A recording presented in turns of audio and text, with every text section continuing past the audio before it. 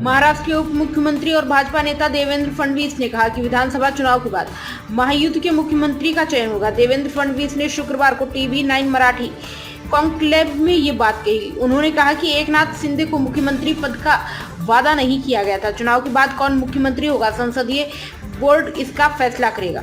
सभी एक साथ बैठकर मुख्यमंत्री पद के बारे में फैसला करेंगे। उन्होंने कहा कि हमारे बीच चेहरे को लेकर कोई विवाद नहीं है।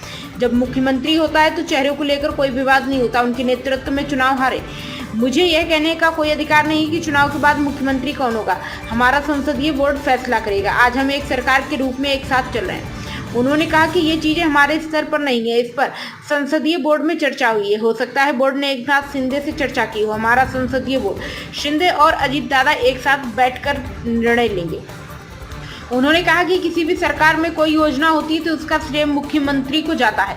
तीनों पार्टियां अपने अपने तरीके से प्रचार कर रही हैं। हमारे बीच श्रेय की लड़ाई नहीं है। देवेंद्र फडणवीस ने कहा कि तीनों भाई अपनी प्यारी बहन को लेकर खींचतान कर रहे। जयंती पाटिल का हल्ला बोल बहनों को समझ आ रहा है कि वोट के लिए ये प्लान लेकर आए हैं।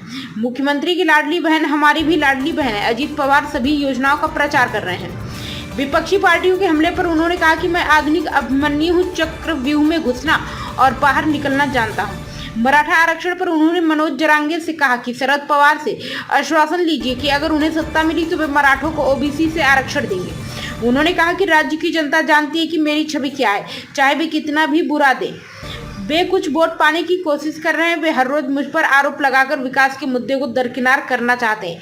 यह स्पष्ट है कि वे मुझे एक महान नेता मानते हैं।